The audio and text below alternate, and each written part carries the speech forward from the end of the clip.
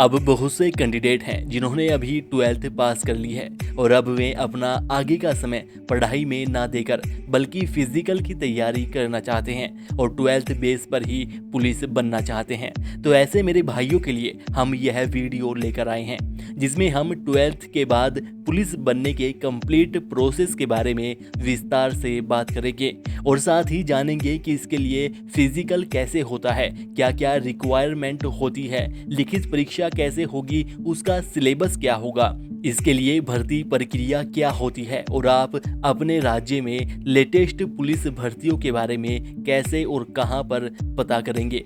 तो दोस्तों, पुलिस विभाग में अलग अलग बहुत से पद होते हैं जिनमें से ज़्यादातर पदों पर प्रमोशन के द्वारा भर्ती होती है।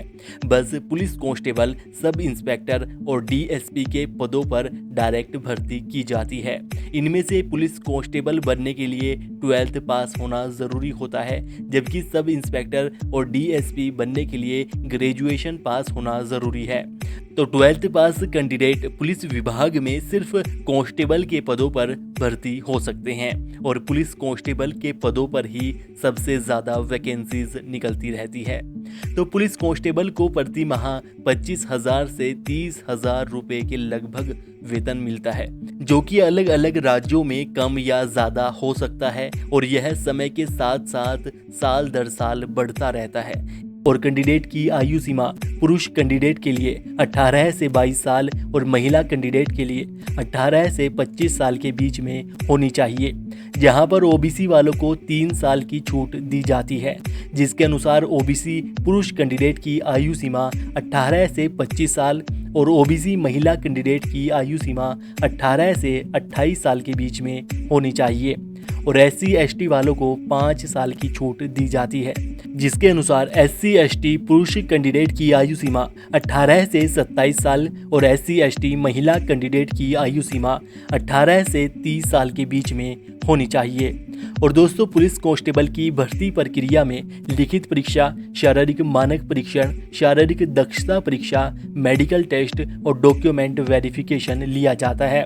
दोस्तों, लिखित परीक्षा सभी राज्यों में अलग अलग नंबरों की होती है। यहाँ पर हम उत्तर प्रदेश के बारे में बात करेंगे। अपने राज्य की लिखित परीक्षा के बारे में जानने के लिए आप हमें नीचे अपने राज्य का नाम कमेंट कर सकते हैं, जिससे कि हम उस पर वीडियो बना सके। तो उत्तर प्रदेश में 300 नंबर के 150 प्रश्न पूछे जाते हैं और यह 2 घंटे का पेपर होता है, जिसमें 1/2 नेगेटिव मार्किंग होती है। इसमें general Hindi, current affair, general knowledge, reasoning ability, mental ability, numerical ability और इंटेलिजेंस क्वोशिएंट आदि विषयों से प्रश्न पूछे जाते हैं। और दोस्तों, इन सभी विषयों का सिलेबस आपको नीचे डिस्क्रिप्शन में मिल जाएगा, आप चेक कर सकते हैं।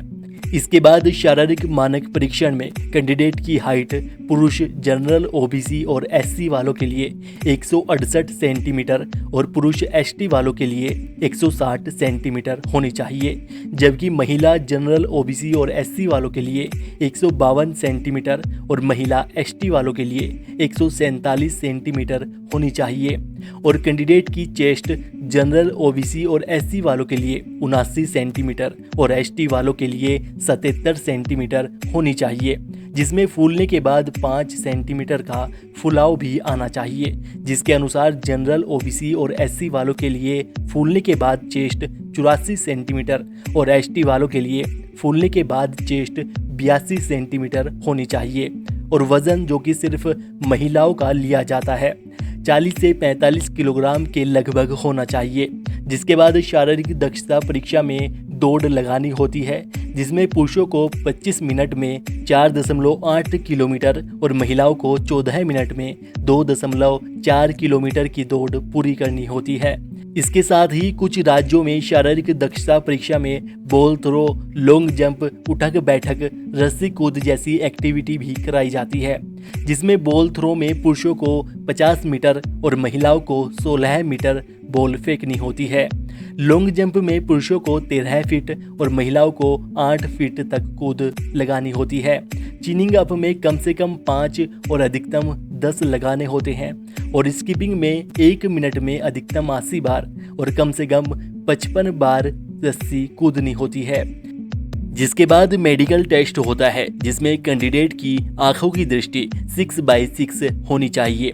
उसके कान बिल्कुल सही होने चाहिए। कान बहने या कम सुनाई देने जैसी कोई समस्या नहीं होनी चाहिए। कैंडिडेट में कलर ब्लाइंडनेस जैसी कोई समस्या भी नहीं होनी चाहिए। कलर ब्लाइंडनेस टेस्ट करने के लिए कैंडिडेट को इस तरह के पेपर दिखाए जाते हैं जिनके बीच में एक अलग रंग का नंबर लिखा होता है जिसके बारे में कैंडिडेट को बताना होता है। कैंडिडेट के घुटनों में नोकनी जैसी कोई समस्या भी नहीं होनी चाहिए। उसके घुटने इस तरह से बिल्कुल नॉर्मल होने चाहिए। पैरों का तलवा बिल्कुल सपाट नहीं होना चाहिए। उसके बीच में हल्का सा गैप होना चाहिए। इसके साथ ही कैंडिडेट बिल्कुल स्वस्थ होना चाहिए। उसमें कोई किसी तरह की बीमारी नहीं होनी चाहिए आदि इस तरह के टेस्ट मेडिकल में लिए जाते हैं। जिसके बाद डॉक्यूमेंट वेरिफिकेशन होता है जिसमें कैंडिडेट को 10th 12th की मार्कशीट, ग्रेजुएशन की है या कोई डिप्लोमा किया है तो उसका सर्टिफिकेट भी ले जा सकते हैं। जाति प्रमाण पत्र, स्थायी निवास प्रमाण पत्र, चरित्र प्रमाण पत्र, आधार कार्ड और 10 फोटो आदि डॉक्यूमेंट लेकर जाने होते हैं। तो इन सभी टेस्टों को पास करने के बाद सिलेक्टेड कैंडिडेट को ट्रेनिंग पर भेजा जाता है। और दोस्तों इस प्रकार कोई भी कैंडिडेट सबसे पहले पुलिस कांस्टेबल बनता है। तो दोस्तों अब आखिर में जान लेते हैं कि आप अपने राज्य में पुलिस भर्ती के बारे में कैसे पता करेंगे। तो माना आप उत्तर प्रदेश से हैं तो आपको गूगल पर uppbpb.gov.in सर्च करना होगा। जिसके बाद आप पुलिस भर्ती की ऑफिशियल वेबसाइट पर आ जाएंगे और यहीं पर नीचे आने पर आपको उत्तर प्रदेश में पुलिस विभाग में चल रही सभी लेटेस्ट वैकेंसी के बारे में पता चल जाएगा जिन पर क्लिक करके आप उनके बारे में पढ़ सकते हैं और अप्लाई भी कर सकते हैं। और इसी प्रकार आप अपने राज्य की वेबसाइट पर जाकर पुलिस भर्ती के बारे में जानकारी ले सकते हैं। अगर आपको अपने राज्य की वेबसाइट नहीं पता है या अपने राज्य में सरकारी नौकरी से संबंधित कोई भी जानकारी चाहिए तो आप हमें अपने राज्य का नाम और अपनी समस्या लिखकर नीचे कमेंट कीजिए जिससे कि हम आपके लिए उस टॉपिक पर वीडियो बना सके। और दोस्तों इस वीडियो को लाइक और शेयर कीजिएगा और ऐसी ही और वीडियोस के लिए चैनल को सब्सक्राइब करके बेल आइकन दबा लीजिएगा।